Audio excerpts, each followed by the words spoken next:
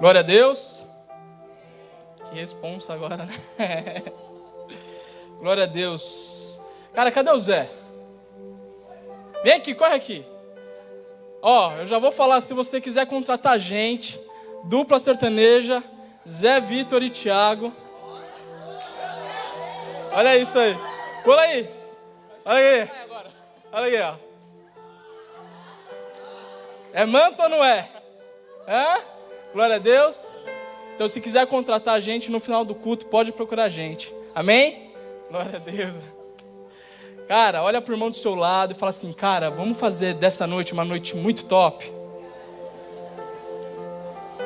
Aí você vai olhar para ele e vai falar assim, cara, só depende de você. Aí você dá um grito agora. Aê, glória a Deus. Aleluia. Gente, abre comigo em 2 Timóteo, capítulo 4.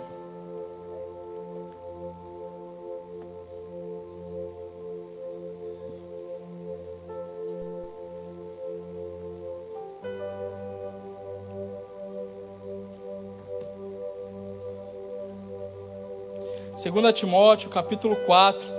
Hoje, gente, a gente vai falar sobre expectativas. Pode ir? Amém. Paulo está falando para Timóteo, Paulo fala o seguinte: conjuro-te diante de Deus e de Cristo Jesus, que há de julgar os vivos e os mortos, pela sua vinda e pelo seu reino. Prega a palavra, insta a tempo e fora de tempo, admoesta, repreende, exorta, com toda longanimidade e ensino.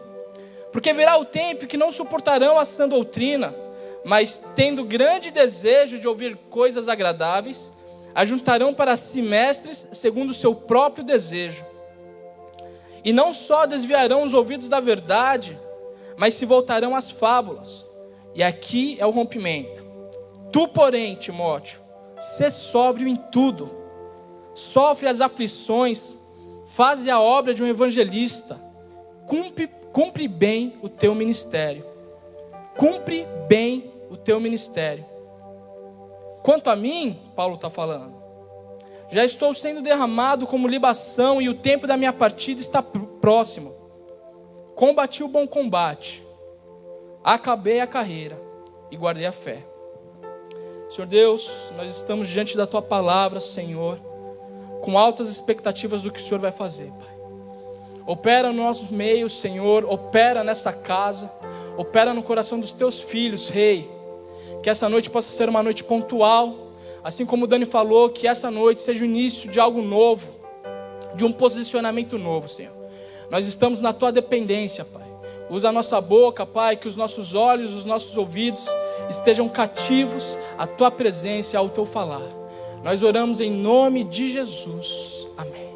Glória a Deus. Gente, essa semana foi um cara lá na loja onde eu trabalho, e ele estava conversando com outra pessoa e ele falou o seguinte: não, mas por quê?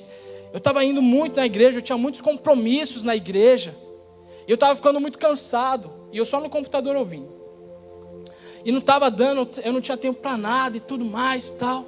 Agora eu mudei de ministério. Então agora que eu mudei de ministério, eu estou indo só 2 vezes na igreja por semana. E eu estava ouvindo aquilo e eu falei, eu também só vou 2 vezes na igreja por semana. Mas da maneira como ele falou, eu pensei, cara, talvez ele não entenda qual que é a expectativa que o reino tem sobre a vida dele.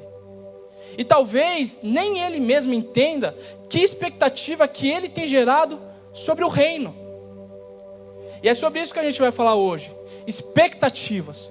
Quais expectativas que nós temos sobre o reino de Deus? E qual que é a expectativa que o reino de Deus tem sobre a gente? Mas para a gente entender essas perguntas, a gente precisa responder outras 2 perguntas. E uma dessas 2 perguntas é: o quanto a gente crê que esse reino é real? Cara, que a gente crê em Jesus Cristo, isso é fato.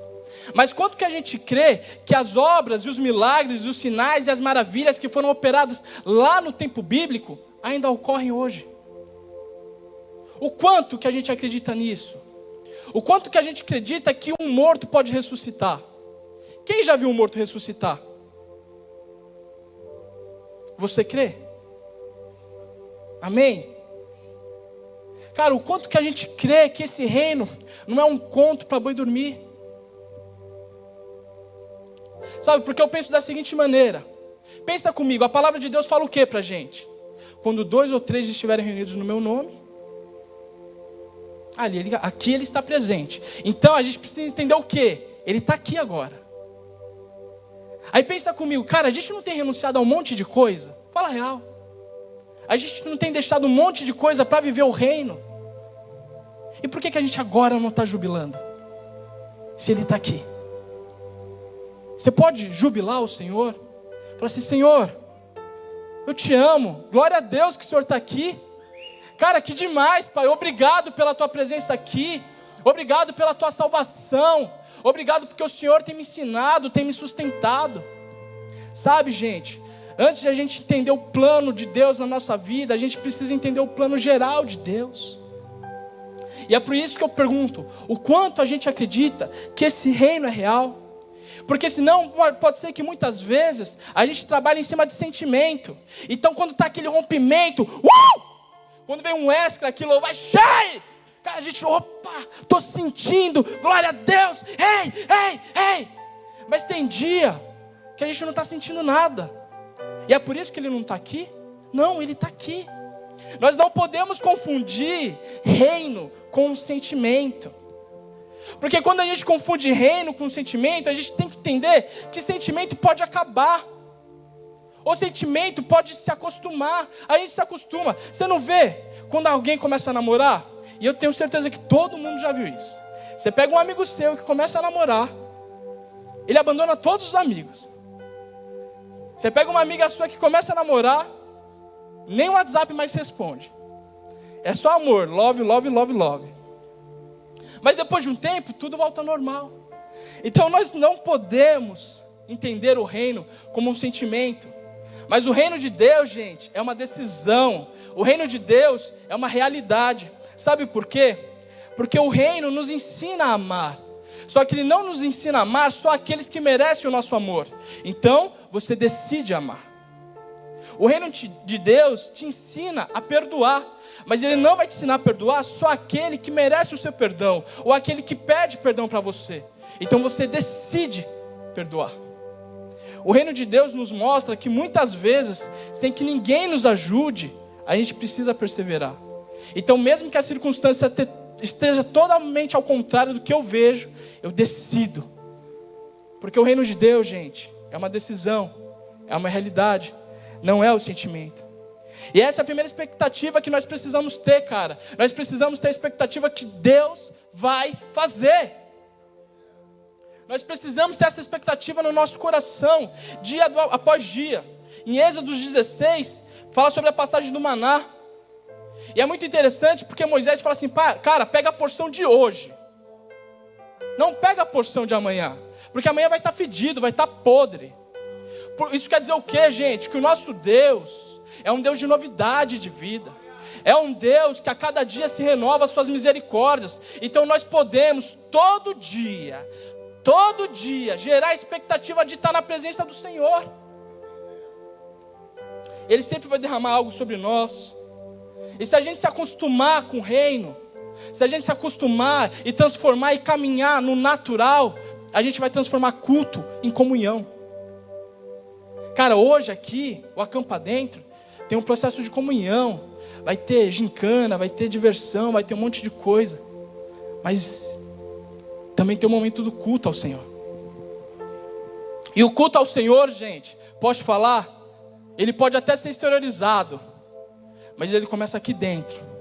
E a gente queimando pela presença do Rei. Se a gente se acostumar, a gente transforma a expectativa em costume. Então a gente sabe que no final do culto vai rolar aquele mover, e a gente se entrega no mover, e chega em casa e parece que nada muda. Eu vou falar para vocês, teve dias na minha vida que por problemas que eu tinha, todo apelo eu vinha. Todo apelo. Eu chegava aqui. Oh Deus, me ajuda. Aí vinha alguém, liberava uma palavra e eu, nossa, brother. Dava 3 dias eu estava falhando de novo. E aí no outro apelo eu voltava. Oh Deus! Até que eu entendi, cara, que começa aqui dentro. Toda mudança vai começar aqui dentro. A gente erra, mas a mudança já começou aqui dentro. E a gente pode chegar assim e falar assim, cara, mas isso é impossível. Porque você mesmo falou que isso é um costume. A gente se acostuma com todas as coisas. Mas o decidir se apaixonar por Jesus é algo que a gente pode fazer. Na realidade, cara, a gente não vive uma religião. E já foi falado aqui algumas vezes, nós vivemos um estilo de vida. Cara, para pensar, você já conhece, quem sabe o que é vegano? Sabe o que é vegano? Vegano é aquele tipo de pessoa que não come nada que tem origem animal. Tipo assim, nem bebe leite. Não matou a vaca. Mas eles não bebem leite. E os caras são extremistas. É o estilo de vida deles. E se você pode oferecer qualquer coisa para eles, eles não vão comer. Nada. Eu tentei ser vegano um dia, não deu, velho. Não dá. Não dá, cara. Tudo tem origem animal. Você pega os fitness, cara. Aqueles caras malhados, aquelas meninas malhadas. Meu, os caras treinam de domingo. Domingo. Quem treina de domingo? Às vezes eu vou trabalhar, cara, e eu tenho que acordar cedo. 6 horas da manhã eu passo, tem neguinho correndo. Na chuva. Fala, mano, o que você está fazendo da sua vida, velho? Mas a realidade é que eles têm um estilo de vida. E eles são intensos no estilo de vida deles. Os muçulmanos são intensos no estilo de vida deles. Nós precisamos ser intensos no nosso estilo de vida. Porque senão vai parecer, cara, sabe o quê? Que a gente tem 2 vidas. Uma na igreja e uma fora da igreja. Mas quando a gente entende que é o nosso estilo, que o cristianismo não tem nada a ver com uma religião, mas com uma pessoa, e que o nosso estilo de vida é esse, a gente caminha para um caminho. Porque senão, sabe, a gente ou vai para o Guarujá ou vai para a Ilhabela. E chega uma hora que não dá. Você vem aqui, ó, ó a dança. Ó, uma hora não dá. Então, cara, a expectativa do reino é entender que o reino fala sobre uma pessoa que te ama muito. A palavra de Deus fala em 1 Coríntios 10:31. Portanto, quer comais, quer bebais, ou façais qualquer outra coisa, fazei tudo para a glória de Deus. Quer comais, quer bebais, ou façais qualquer outra coisa. Qualquer outra coisa. Quer comais, quer bebais, qualquer outra coisa, para a glória de Deus. Qualquer outra coisa, para a glória de Deus. Comais, bebais. Gente, quer você coma, quer você beba, quer você faça qualquer outra coisa, façais tudo para a glória de Deus. Qualquer outra coisa é respirar. Você está respirando? Puxa o ar aí. Está vivo? Tem que ser para a glória de Deus. Está andando? Tem que ser para a glória de Deus.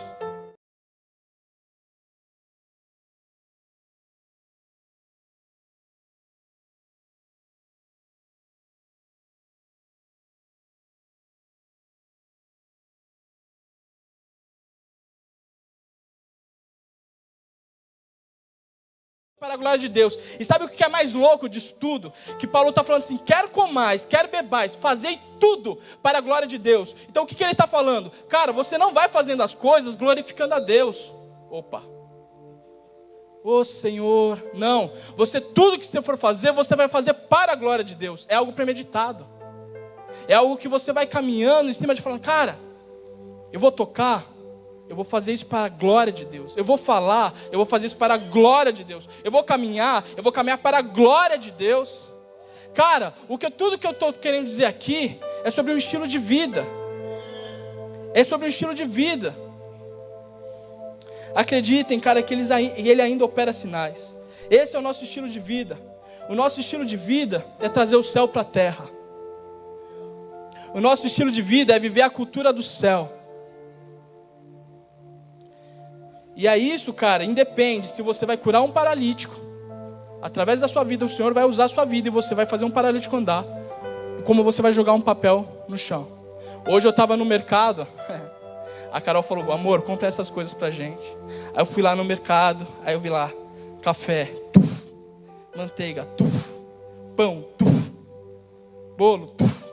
Aí acabou. Aí eu olhei, papel, tuf, joguei no mercado, cara. Na hora o Espírito Santo falou assim, volta e pega. Aí eu falei, ô Espírito Santo, mas nem isso o Senhor libera. Não adianta. O Murilão está consertando o meu carro. E aí ele me ligou. Tiagão, eu liguei para ele e falei, Murilão, zoou a embreagem. Aí ele falou, beleza. Aí ele me ligou depois, Tiagão, ó então, tá vazando óleo. Vai querer arrumar? Tem um coxinho quebrado. Vai querer arrumar? E eu tô querendo passar esse carro para frente, gente. Eu falei, mano, se eu não arrumar, eu não vou gastar tanto e vou passar o carro para frente. E eu estava comendo, aí o Espírito Santo na hora falou, cara, você sabe que está quebrado e vai passar para frente assim? É tudo uma questão, gente, de estilo de vida. E eu vou falar essa palavra 300 vezes hoje. Que como diz Paulo, é segurança para vós. É tudo uma questão de estilo de vida. A gente precisa ter prazer no reino. Porque quando a gente tem prazer no reino, a gente consegue executar aquilo que o reino pede para a gente executar. Mas para que a gente tenha prazer no reino, a gente precisa saber quem nós somos em Jesus. A nossa identidade. E eu sei que toda vez que eu venho aqui, eu falo sobre identidade. Mas é porque eu realmente creio que sem isso, sem saber quem nós somos, a gente não caminha. Na realidade, a identidade e quem nós somos e quem nós acreditamos ser no Senhor Jesus é o nosso volante. É o nosso volante. Então, se a gente achar que Jesus é só Deus, de repente a gente não vai viver a graça. Se a gente achar que Jesus é só Pai, de repente a gente pega uma liberdade que não é devida. Se a gente achar que Jesus é só o Senhor dos exércitos, a gente vai ver demônio em tudo. E a gente não vai se abrir para o tratamento. E se a gente vê que Jesus é só amigo, talvez a gente não trate ele como a principal parte da nossa vida. Mas Isaías 9:6 diz o seguinte: porque um menino nos nasceu, um filho se nos deu, e o principado está sobre os seus ombros, e se chamará o seu nome Maravilhoso, Conselheiro, Deus Forte, Pai da Eternidade, Príncipe da Paz. Amados, aqui ele está falando que ele é seu tudo. Ele é tudo, e ele é seu tudo. E ele é o meu tudo, ele é o nosso tudo. João 1:3 diz que todas as coisas foram feitas por ele. E sem ele, nada do que foi feito se fez. Ele é tudo. Ele é tudo. A gente não tem vida longe dele. Ele é tudo. Tudo, tudo, tudo, tudo, tudo. Só que é interessante que a palavra de Deus fala o seguinte: que nós somos amigos do Senhor, que eu sou um soldado de Cristo, eu sou filho, que nós somos embaixadores, que nós somos separados, um povo santo, um povo santificado. A palavra de Deus fala que Ele amou o mundo de tal maneira que entregou o seu Filho por causa de nós. Isso quer dizer que também que nós somos tudo para Ele. Ele é o nosso tudo, a gente é o tudo dEle. E Ele é o nosso tudo e a gente é o tudo dEle. E Ele é o nosso tudo, cara, e a gente é o tudo dEle. A gente tem que colocar isso na cabeça. Ele é o meu tudo e eu sou o tudo dEle. Porque assim, cara, se você crer dessa maneira, você vai entender que o Senhor Jesus tem um plano na nossa vida. Porque a real é que muitas vezes a gente se sente incapacitado. Muitas vezes a gente se sente inseguro. Muitas vezes a gente não se acha capaz. E nós precisamos acreditar no nosso chamado, na chamada ministerial que Ele tem na nossa vida. A gente tem que acreditar que Ele tem algo na nossa vida. E pela insegurança, tem muitas vezes a gente fala assim, cara, eu nem sei o meu chamado. Aí outras vezes a gente fala assim, eu sei meu chamado, mas eu não acredito no meu chamado. E eu vou confessar um pecado aqui para vocês. Saiu essa imagem hoje, né? Pastor Fred, pastora TT e eu no meio. Falei, mano, o que eu tô fazendo aqui, velho? Você está entendendo? Você está entendendo como a gente muitas vezes não acredita na gente mesmo? E naquilo que o Senhor tem para as nossas vidas? que a insegurança nos barra, que a insegurança nos para. Olha aí, ó. Pastor Fred, cheio. Pastora TT. Cara, eu olhei e falei, mano. Não, eu olhei duas coisas. Primeiro eu olhei e falei, mano, eu não sou fotogênico, velho. Daí eu falei, caramba, velho. Glória a Deus, obrigado. Você está entendendo? Nós precisamos acreditar que o Senhor tem algo grande na nossa vida, gente. Senão a gente não vai além. Senão a gente vai parar. Porque senão os nossos medos, as nossas inseguranças, vai fazer com que a gente pare. Eu não sei o que você vai estar fazendo daqui a algum tempo. Eu não sei qual que é a sua vida. O que você vai fazer da sua vida. Mas eu sei que aonde você estiver, a glória de Deus vai ser manifestada. Eu não sei daqui 10 anos aonde a gente vai estar. E eu sei que vocês também não sabem. Mas aonde a gente estiver, a glória de Deus e vidas terão que ser salvas através das nossas vidas. Gente, para a gente viver o nosso chamado, a gente precisa sair da nossa zona de conforto. E a gente vai morrer várias vezes. Eu não estou falando com filhos, eu não estou falando com jovens. Eu estou falando com os embaixadores de Cristo. Nós temos um chamado. Nós somos embaixadores de Cristo. E para que a gente viva isso, nós precisamos sair da nossa zona de conforto. Eu lembro que a primeira vez que me chamaram para levar um quebra-gelo na célula, eu desmaiei. Falei, não acredito. Aí cheguei lá na célula, todo pimposo. Falei, nossa, aqui os caras vão cair no manto aqui. Esqueci tudo. Eu falei, cara, nem eu entendi o que eu falei. Imagina os outros. A primeira vez que o pastor Fred me chamou para levar dízimos e ofertas, sabe quem me trouxe? O IML. Que eu cheguei morto aqui, ó. Desesperado. Mas, cara, sem sair da nossa zona de conforto, a gente não cresce. Por isso que Jesus te pede o seu 100%. Nós precisamos ter a nossa melhor versão. Sabe o download? Puf, chega, atualização. A gente pode pensar, nós mesmos, não precisa me responder. Qual foi a melhor época da nossa vida com Jesus? É essa? Se for essa, glória a Deus. Se não for, a gente tem que dar um jeito de ser. Porque nós precisamos ser a nossa melhor versão. E sabe, gente, vou falar um negócio para vocês. Estou falando sobre chamado. A gente não pode se comparar. Porque às vezes o meu 100% não é o 100% da Diana, é só 10%. Porque ela viveu tanto, ela teve experiências que eu ainda não tive. E a gente acaba olhando para as pessoas e fala, cara, mas ele ora tão bem. Ele canta tão bem, nossa, olha como que ele fala. E naturalmente a gente vai se comparando, isso é natural. Só que Jesus não nos compara. Jesus não leva isso em consideração. Porque a corrida do reino não é uma corrida de quem chega primeiro ou quem chega mais alto. É uma corrida de quem chega. Então não se compare com ninguém. Vai ter gente rompendo, cara, e você fala, glória a Deus. Eu vou lá e eu vou fazer aquilo do meu jeito. Nós precisamos caminhar em cima da revelação que nós temos hoje. Deus nos deu uma revelação e é em cima dessa revelação que a gente caminha. E amanhã o Senhor vai dar outra revelação. E aí em cima daquela outra revelação, junto com essa que a gente tem hoje, a gente caminha. Nós precisamos entender também que nós somos tratados individualmente. Porque nós somos filhos. Nós não somos bloco. Nós não somos números. E isso é um problema que a gente tem. Essa é real. Porque Jesus vai chegar e vai falar o seguinte, ó filho, eu quero que você faça isso. Eu quero que você venha da sua casa e viva de missões.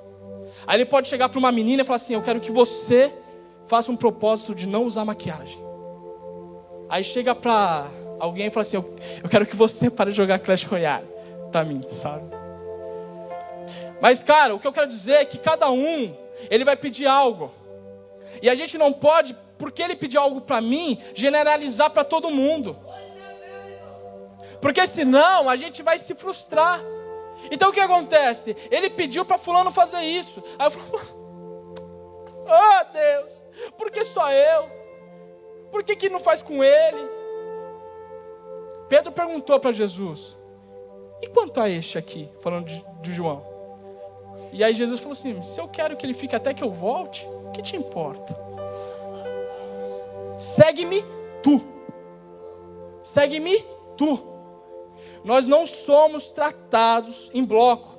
Nós somos tratados individualmente. Eu lembro que eu tinha um amigo, eu tinha 11 anos. E pasmem, eu era magro. Eu tinha 11 anos, eu fui na casa de um amigo, fui passar uma semana com ele lá em Osasco. Cheguei lá, a avó dele, porque vó é vó, né, gente? Fez uma mesa assim, ó, tamanho dessa igreja mesmo que ela fez. Só que pra ele era gordinho. Então pra ele, ela fez uma comida mó ruim, velho. E eu lembro que ele ficava me olhando mó feio. E eu não tinha culpa, cara. Que a avó dele fez tudo aquilo e ele não podia comer. E eu lembro que ele comeu tal, e eu comi também. Ele pegou e saiu da mesa e foi pro quarto. Assim que eu tinha chegado lá, na casa dele. Aí quando eu cheguei no quarto e vi ele tava no chão. É que eu vou sentar, ele tava no chão, assim, ó. Eu falei, mano, o que você tem, velho? Eu não posso comer, velho. Não posso comer. Eu falei, cara, mas é porque você tá gordinho. Você tá entendendo? Eu naquela época não precisava fazer regime. Ele estava gordinho. E a avó fez aquilo com ele, porque ela amava ele. Ela pensava no bem dele. Ele tinha 11 anos, cara. E era gordinho mesmo.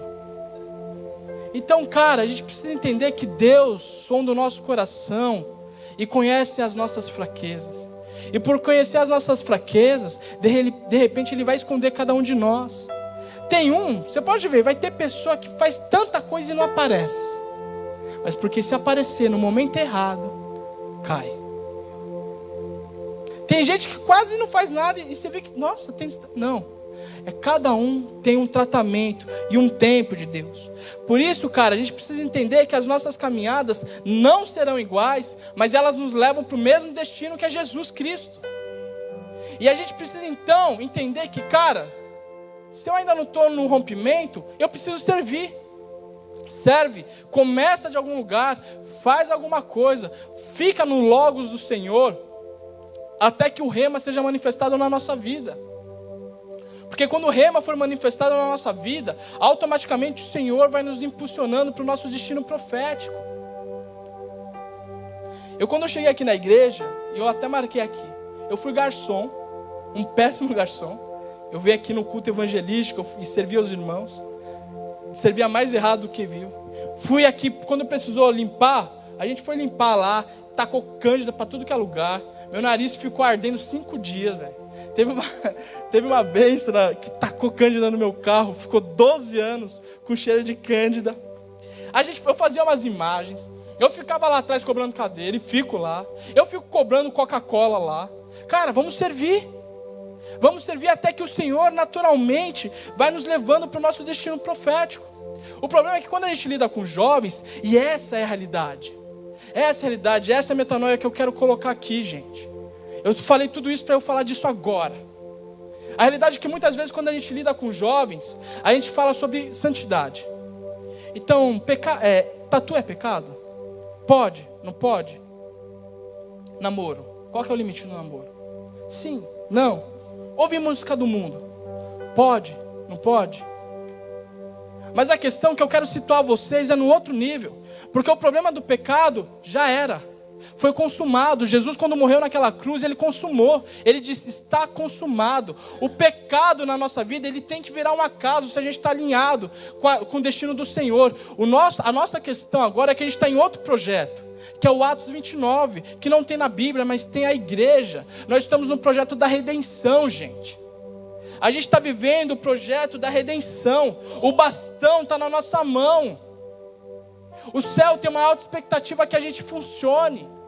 A gente não pode caminhar, e o intuito dessa pregação é esse, a gente não pode caminhar com uma vida achando que não tem uma eternidade. Nós estamos no projeto da redenção. Gente, o reino de Deus é real. E eu quero contar um negócio para vocês. A gente está vivendo um tempo muito precioso na célula, e presta bem atenção nisso, que isso é top. A gente está vivendo um tempo muito precioso na nossa célula. As pessoas têm voltado para Jesus. As pessoas estão se consolidado em Jesus. As pessoas estão colocando Jesus como centro das suas vidas. E eu estou lá 11 anos. E aí teve um dia que eu cheguei para o irmão e falei assim: ó, irmão, Satanás não presta. A gente vai pisar na cabeça de Satanás. Satanás é um derrotado. Naquele dia invadiram minha casa. Naquele dia invadiram minha casa. Aí agora, terça-feira agora, a gente teve uma célula de adoração. Só adoração. E tem pessoas que estão passando por alguns problemas na nossa célula. E aí eu olhava para essas pessoas, elas estavam assim: tu és bom. Cantando o quanto ele era bom. Cantando o quanto ele era maravilhoso. Top, top, top. Eu olhava e todo mundo rendido. Aí, sabe o que eu fiz? Eu desci da célula. Depois que acabou a célula, eu desci. Quando eu saí na rua, eu falei assim, olhei para o lado e falei: cara, cadê meu carro? Roubaram. Falei: cara, cadê meu carro? Vixe. Aí eu voltei. Falei: amor, roubaram o nosso carro. Travou. Aí os irmãos, na hora, vamos orar. Pegaram: para esse carro agora, Senhor. Para esse carro agora. Pararam mesmo, estourou a embreagem. Parou. E eu não imagino que seja bandido. Eu imagino que seja oração. O reino é real. E nós precisamos incomodar o inferno. Jesus, eu conheço. Paulo, eu sei quem é. Mas quem é você? E tu? Não é legal se Satanás olhar pra gente? E cara, posso falar um negócio pra você? Eu sei da responsabilidade que eu tenho de falar aqui em cima do altar o quanto Satanás é derrotado. E eu não estou falando que eu estou vendo demônio em tudo, não. Mas eu sei que quando a gente incomoda, quando a gente aponta o dedo para Satanás e fala: cara, você é um derrotado, naturalmente ele vai ficar bem irritadinho. Mas não é da hora ele chegar assim e falar assim: cara, Jesus eu conheço, Paulo eu sei bem quem é. E cara, o Rafa, esse também dá problema. Esse também me dá problema. Eu tenho chamado vocês, cara, e é isso que eu quero falar. Na realidade eu falei 30 minutos para falar isso. O reino é real. E eu e você, nós somos os soldados, os embaixadores de Cristo. A gente pode viver essa vida, gente, morrer, ir para a glória e falar: nossa, que top, vamos estar com Jesus. Ou a gente pode pagar um preço por conta disso. Mas a gente precisa entender uma coisa: o jugo de Jesus é suave e o fardo é leve. E eu sei que a pregação, cara, é uma campa dentro, mas a pregação não foi leve. Mas o jugo de Jesus é suave. Então, man, have fun. Se divirta, cara. Toque, brinque. Vamos jogar, vamos ver Netflix, vamos sair com nossos amigos, vamos sair com a nossa namorada. Mas a chave de tudo está aqui, gente. Leve Jesus para tudo. Para tudo, cara. Para tudo. Eu sei que o que vai transformar e o que vai diferenciar de uma adoração, de uma verdadeira adoração, é a gente ter esse entendimento. Que Jesus é o nosso tudo e a gente é o tudo dele. Tem um louvor que eu não sei cantar. Eu não sei nem 2 estrofes do louvor. Mas eu sei que uma hora fala assim: não fale que a gente conhece Jesus se a gente esquece ele a cada esquina. Gente, a gente foi gerado, eu vou terminar aqui, a gente foi gerado numa eternidade. Amém? Olha o microfone, gente. Amém? Isso, glória a Deus. E a gente foi gerado para uma eternidade. Então a gente foi gerado na eternidade para uma eternidade. E entre eternidade e eternidade existe um caminho. E esse caminho se chama Jesus, o Cristo. E Jesus é o caminho, Ele é a verdade e Ele é a vida. E glória a Deus pela minha e pela sua vida, que já entramos no projeto da redenção. Mas existem outras pessoas que não entraram nesse projeto da redenção. Então, quer comais, quer bebais, façamos tudo para a glória de Deus. Gente, Quando eu fiquei sabendo que eu ia ministrar aqui para vocês, cara, eu falei, é um acampa dentro, Senhor. Dá uma palavra top, para a gente se divertir, para a gente falar, para a gente brincar. Só que o Senhor falou, cara, acampa dentro é tempo de intimidade. Intimidade. E a gente não é íntimo de quem a gente não conhece. A gente não é íntimo daquelas pessoas que a gente não tem relacionamento. E foi feita uma pesquisa, e a pesquisa era o seguinte: você pegava, colocava a sua cara na água, e quanto mais tempo você ficava, mais você ganhava dinheiro. Só que a pessoa não fazia para ela fazia para o próximo. Então, o resultado da pesquisa foi o seguinte: quando a pessoa colocava a cara na água e ficava sem respirar, e quanto mais tempo ela ficasse na água, ela ganhava dinheiro. Quando a pessoa era uma pessoa que era ou amigo ou parente, a pessoa conseguia ficar mais tempo. Quando era um desconhecido, ela não conseguia ficar tanto tempo. O que eu quero dizer para vocês, gente: se o Senhor for o nosso tudo, se Ele for o princípio e o fim de todas as coisas, eu não estou falando que as nossas atitudes vão mudar da água para o vinho, porque o nosso Deus é um Deus construtor, é um Deus de processo. Mas a gente vai vislumbrar o que Deus tem feito na nossa vida. Porque senão, sabe o que vai acontecer? A gente vai se encontrar daqui 30 anos. Todos vocês velhos e eu jovem. A gente vai se encontrar daqui 30 anos e nada vai ter mudado. Eu comecei a olhar para algumas situações e eu vi que poucas pessoas mudaram o mundo. Poucas. Que nós sejamos esse pouco. Então, amém? Vamos orar? Pode ficar sentado, pode ficar sentado. Só desliga as luzes para mim, por favor, Rafa.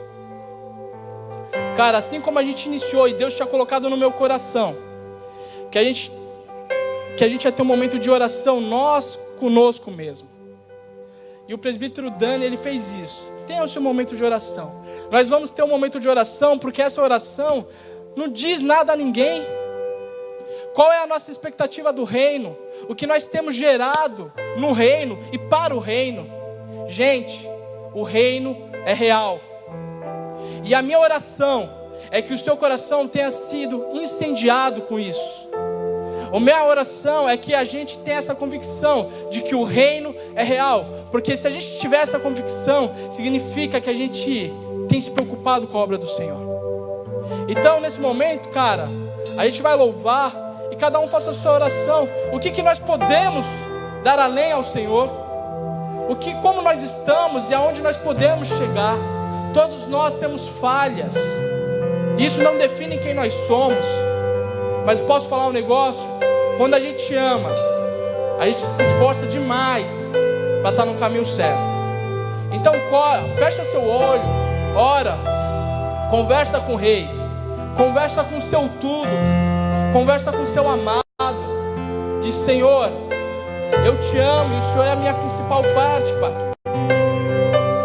E eu sei que o Senhor dá tudo por mim. Porque, Senhor, muitas vezes eu erro, muitas vezes eu falho, muitas vezes eu te esqueço a cada esquina. E quando eu volto, o Senhor está de braços abertos, me recebendo. Muitas vezes eu me preocupo tanto com algumas coisas. Eu me preocupo com a minha faculdade, com o meu colégio. Eu me preocupo com os meus amigos. Eu me preocupo com as curtidas que eu vou ter no Facebook, no WhatsApp. Muitas vezes o Senhor está comigo, mas eu não considero a sua presença. Mas o Senhor é meu tudo e eu sou seu tudo. E sendo seu tudo, o Senhor sempre está de braços abertos. Pai, sonda o meu coração agora. Diz para o Senhor: sonda meu coração. Vê os caminhos, Pai, que estão tortos diante da tua presença. E eu sei que o Senhor vai me alinhar em amor. Em amor. Porque tu é um Deus bom.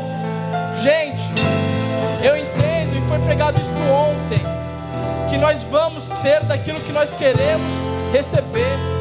É tudo conforme a nossa fome, é tudo conforme a nossa sede. O quanto você quer de Jesus, o quanto você anseia e deseja do Pai. É isso que você vai buscar. Nós podemos viver uma vida cristã de uma maneira natural, mas eu me rejeito a viver dessa maneira. Eu quero viver o sobrenatural do Rei. Eu quero viver o sobrenatural do Senhor na minha vida. Eu quero ver vidas transformadas. Eu quero ver paralítico andar. Eu quero ver morto ressuscitar. Mas eu sei que eu vou ter que pagar um preço de renúncia, um preço de colocar Jesus como Cristo, centro de todas as coisas. Oh amado, nós somos a geração que vai mudar esse mundo. E a gente pode tratar isso como se fosse um jargão, algo que é clichê. Ou a gente pode realmente falar, cara, eu vou mudar esse mundo. Eu vou executar o plano da redenção, que é para isso que eu fui chamado. E entenda uma coisa, não são os nossos pecados que definem quem nós somos. É o sangue na cruz que define quem nós somos. Filhos, herdeiros, embaixadores, soldados do Rei.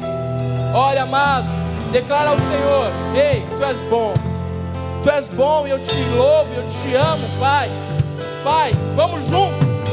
Chama Jesus, amado. Chama Jesus para esse acampamento. Chama Jesus para o seu celular. Chama Jesus para o seu computador, para a sua TV, para o seu colégio, para a sua faculdade, para o seu relacionamento. Ei, você pode estar apaixonado, você pode estar apaixonada.